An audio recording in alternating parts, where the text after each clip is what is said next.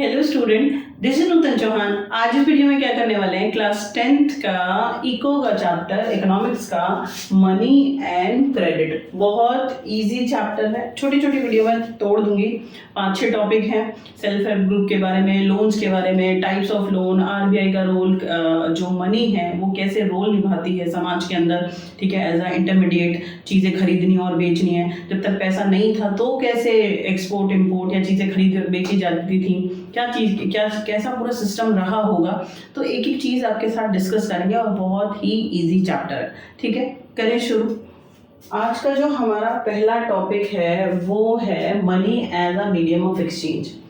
आज तो आपको पता है कि if you want to purchase something, ठीक है, if you want to sell something, ठीक है, एक्सपोर्ट इम्पोर्ट, तो हर चीज़ खरीदने के लिए, बेचने के लिए, एक्सपोर्ट करने के लिए, एक्सपोर्ट और इम्पोर्ट करने के लिए बीच में मीडिएटर है money to exchange goods and services. आपको कोई भी किसी से सर्विसेज क्यों कह रही हूँ, जैसे आपको डोमेस्टिक सर्वेंट है, उससे झाड़ू पोछा लगवाना, उसने आपके घर में सेवा कर दी, तो आपने कहा उसकी जगह पैसे दे दिए। बैंक में जो मैनेजर हैं या क्लर्क्स हैं वो काम कर रहे हैं, उनकी सर्विस के लिए उन्हें पैसा मिल जाता है। टीचर जो पढ़ा रहे हैं या डॉक्टर जो सेवा कर रहे हैं, एज अ ट्रीट कर रहे हैं लोगों को, तो उनको इन सर्विसेज के लिए उनको पैसा मिल जाता है। तो आज हर चीज़ के लिए क्या है, money it's a medium of exchange goods and services. चीज़ों को खरीदने बेचने के लिए, सेवाओं को आदान प्रदान करने के लिए जो हमारे पास मीडिएटर है वो है मनी। खैर इसके बारे में बाद में बात करेंगे, इससे पहले की कंडीशन सुन लेते हैं। In ancient time period, medieval time period, जब मनी नहीं है, आज की जो मॉडर्न करेंसी है, रुपया, ठीक है, पेपर है, कॉइन है हमारे पास, उससे पहले कैसे चीज़ों को हम है ही नहीं पैसा, तब लोग एक दूसरे से एक्सचेंज के लिए क्या यूज़ कर रहे हैं। लेट्स टॉक अबाउट इट, ज़रा ध्यान से सुनेंगे। A person holding money can easily exchange it for any commodity and services that he or she might want. A person, he or she holding money easily exchange goods and services whatever they want. अगर किसी को कुछ भी खरीदना है, मेरे पास पैसे हैं, बाजार जाऊंगी खरीद लूंगी, तो मनी एज अ मीडिएटर काम करती है चीज़ों को एक्सचेंज करने के लिए, ठीक है। बट जब तक पैसा नहीं था तब क्या होता था, डबल कोइंसिडेंस ऑफ वांट। इसको आप याद करेंगे, अलग से 3 नंबर 2 नंबर 1 नंबर में आपसे पूछ लेंगे कि डबल कोइंसिडेंस ऑफ वांट, जब तक पैसा एज अ मीडिएटर, ठीक है, नहीं होता था चीज़ों को एक्सचेंज करने के लिए, खरीदने के लिए और बेचने के लिए, तब तक क्या सिस्टम था, वो था double coincident of want. In a barter system where goods are directly exchanged without the use of money, double coincident of the wants and as essential feature। यानी जब तक पैसा नहीं था तो क्या सिस्टम था, बार्टर सिस्टम। बार्टर होता है डायरेक्टली चीज़ों को एक्सचेंज कर लो। मेरे पास शूज़ हैं एंड आई नीड वीट, और जिसके पास वीट है यानी फूड है, मुझे खाना चाहिए, और मेरे पास शूज़ हैं, तो जिसके पास खाना है मैं उसको कहूँगी आप मेरे शूज़ ले लो और मैं आपसे खाना ले लेती हूँ, तो उसको शूज़ दे दिए, मैंने खाना ले लिया। तो बार्टर सिस्टम में होता है कि डायरेक्टली चीज़ों को एक्सचेंज कर देते हैं कि तू मेरा ले ले मैं तेरा ले लूँ।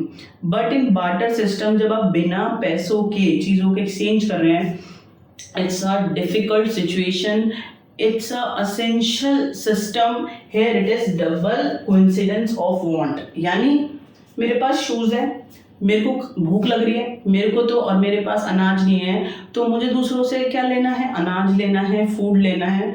तो हम find out someone in barter system में बहुत बड़ी तकलीफ है कि अनाज तो बहुत सारे लोगों के पास होगा, अरे देगा तो वो जिसे जूतों की ज़रूरत होगी। बात समझ में आई, डबल कोइंसिडेंट ऑफ वांट्स, दोनों राजी भी तो होने चाहिए। मेरे पास शूज़ है, मैं एक के पास अनाज है, ठीक है, तो मैंने कहा आप ना मेरे शूज़ ले लो, मैं शूज़ बनाता हूँ, शू मेकर हूँ, और आप मुझे फूड दे दो। उसको नहीं चाहिए शूज़, उसके पास पहले से 6 पेयर है, क्या करोगे, है ना। तो इसमें ये तकलीफ होती है, find out someone who ready to exchange his goods और हर गुड विद यू। यानी बार्टर सिस्टम में बिना पैसों के चीज़ों को एक्सचेंज कर लिया जाता था। Accepted for long time period barter system था भारत में और अलग अलग जगहों पर कि बिना पैसों के तू मेरी चीज़ ले ले, मैं तेरी चीज़ ले लूँ। लेकिन इसमें जो एक शर्त है, एसेंशियल सिस्टम है, वो है double coincidence of want. Barter system में आपको 2 लोग चाहिए होते हैं जो आपस में एक दूसरे से अपने गुड्स और सर्विसेज एक्सचेंज करने के लिए तैयार है। शू मेकर को फूड चाहिए तो बाजार में जितने फूड मेकर हैं वो रेडी, उनमें से कोई ना कोई रेडी होना चाहिए कि मैं आपके शूज़ ले लूँगा, मुझे शूज़ की ज़रूरत है और आपको मेरे फूड की तो आप मेरा फूड ले लो। ये होता है बार्टर सिस्टम में double coincident of wants. Hopefully you understand. Next, money act as an intermediate in the exchange process, it is called the medium of exchange।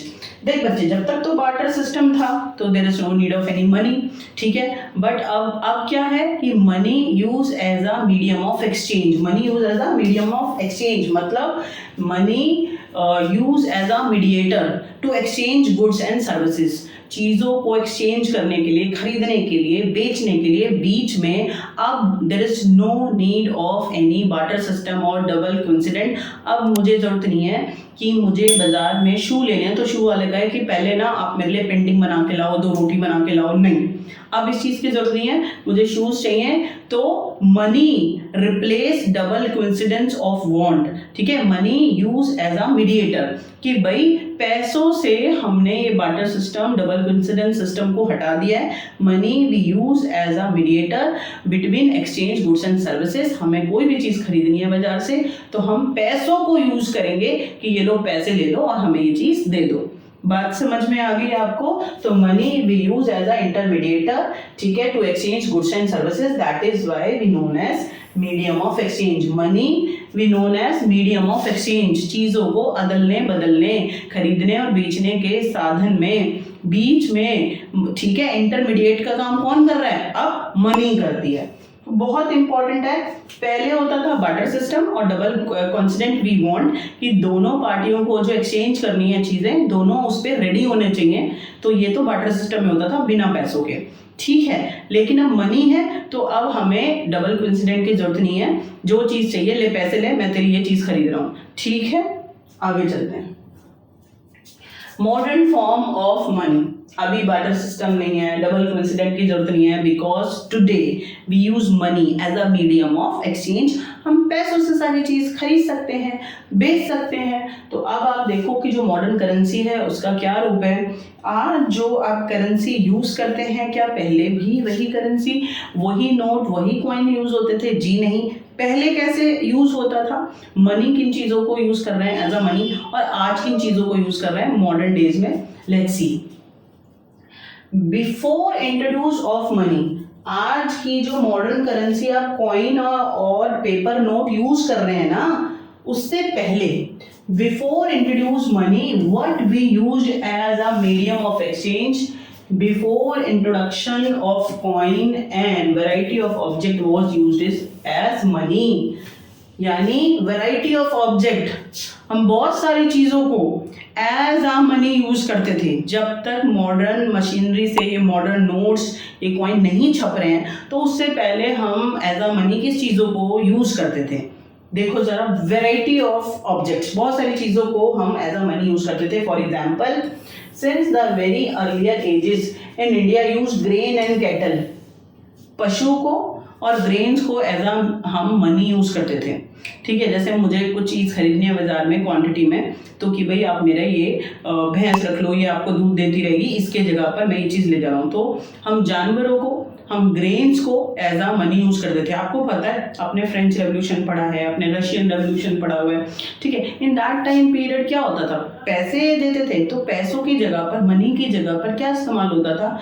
Money की जगह पर वो फूड क्रॉप्स को एज आ टैक्स पे करते थे। जो टैक्स आजकल आप देते हो, आप पे जीएसटी लगी हुई है चीज़ों के ऊपर, या इनकम टैक्स है, वो आप रुपीज़ में दे रहे हैं, ठीक है। लेकिन तब आप कैसे देते थे? तब आप जो एज आ एग्रीकल्चरिस्ट क्रॉप्स को ग्रो करते थे, उसी का एक हिस्सा 1/10, 1/3 आप क्या दे देते थे? एज अ टैक्स गवर्नमेंट को पे कर देते थे। तो पहले मनी के प्लेस पर एज अ मनी क्या चीजें यूज होती थी? ग्रेन्स और कैटल, ठीक है। After come use of the metallic coin. फिर ग्रेन्स की जगह पर और कैटल्स की जगह पर मेटालिक कॉइन, सिल्वर, गोल्ड के कॉइन है ना, कॉपर के जो कॉइन है वो इस्तेमाल होने लगे। गोल्ड, सिल्वर और कॉपर के कॉइन यूज होने लगे। A phase which continued well into the last century.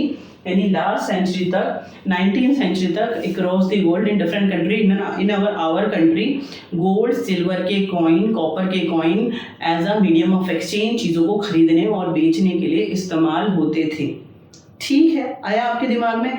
अरे छोटी सी बात है कि अगर बहुत पुराने समय की बात करूं तो मनी नहीं इस्तेमाल होता था, direct double coincident barter system था। तो मेरी चीज़ ले ले, मैं तेरी चीज़ ले लूँ, ठीक है। इसमें लेकिन दोनों पार्टी रेडी होनी चाहिए, उस दोनों पार्टियों को एक दूसरे की चीज़ों की जरूरत होनी चाहिए, तब चीज़ें एक्सचेंज होंगी। उसके बाद मनी यूज होने लगा एज अ इंटरमीडिएट चीज़ों को एक्सचेंज करने के लिए। अब डबल कोइंसिडेंट की जरूरत नहीं है। लेकिन जो आज की मॉडर्न करेंसी है, रुपया, पेपर नोट है या कॉइन है, इससे पहले एज अ मनी कैटल और ग्रेन्स को इस्तेमाल करते थे। उसके बाद जो मेटालिक कॉइन है, सिल्वर, गोल्ड, ठीक है, या कॉपर के कॉइन, उनको इस्तेमाल करते थे।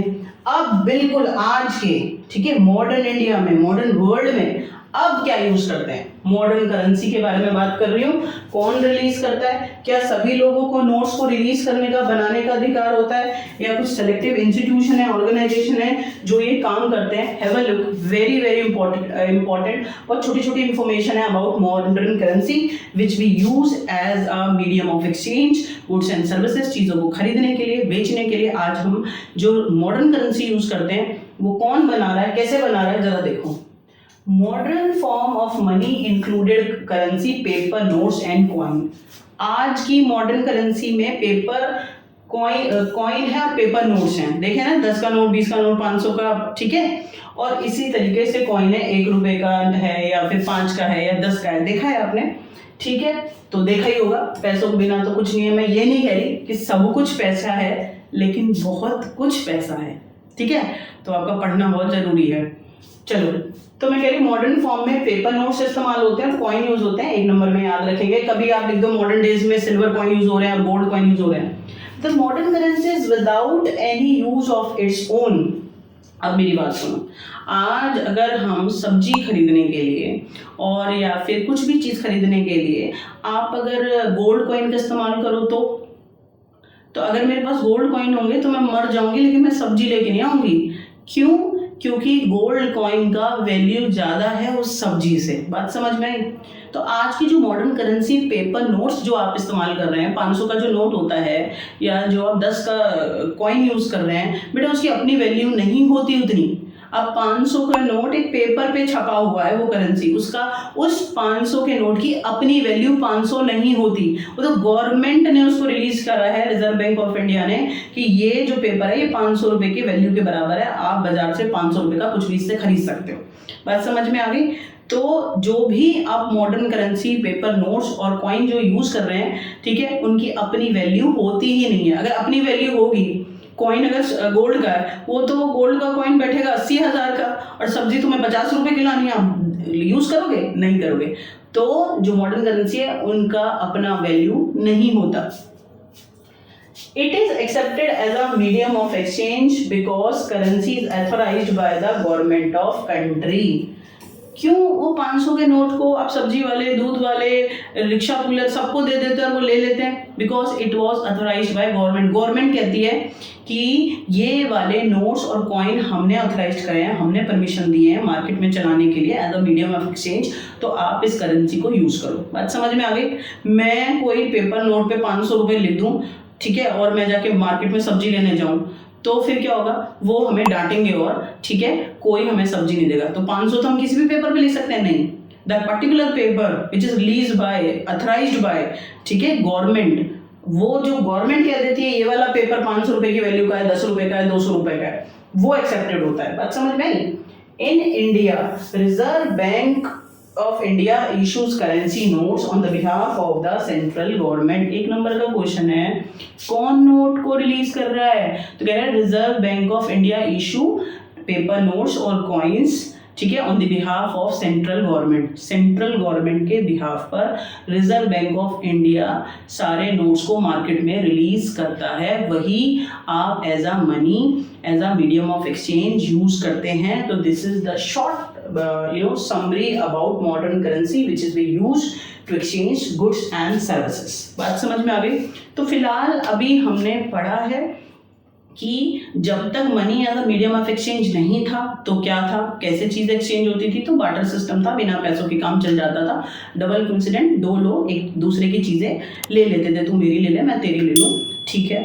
फिर मनी में हमने देखा कि पहले जो आज का नोट्स हैं, कॉइन थे, वो थे नहीं। पहले ग्रेन्स को और जो कैटल हैं उनको हम एज अ मनी यूज़ करते थे। फिर और आगे हमने क्या सोचा, मेटेलिक कॉइन जैसे सिल्वर है, गोल्ड है, कॉपर है, उनको हमने यूज़ करा। और today in modern world, in modern India, we use paper notes and coin as a currency, as a money, and it was authorised by government, issued by reserve bank of India on the basis of, on behalf of central government of India. ठीक है, next video में हम deposit के बारे में पढ़ेंगे, withdrawal deposit, check के बारे में पढ़ने वाले हैं, क्या होता है, कौन बैंक में काम कर रहा है, क्यों कर रहे हैं, कैसे वो पूरा प्रोसेस को संभालते हैं, तो वो सारा देखने वाले हैं। होपफुली अभी आपको करेंसी के बारे में समझ में आएगा। नेक्स्ट वीडियो तक के लिए आप बहुत खुश रहो और पढ़ते रहो।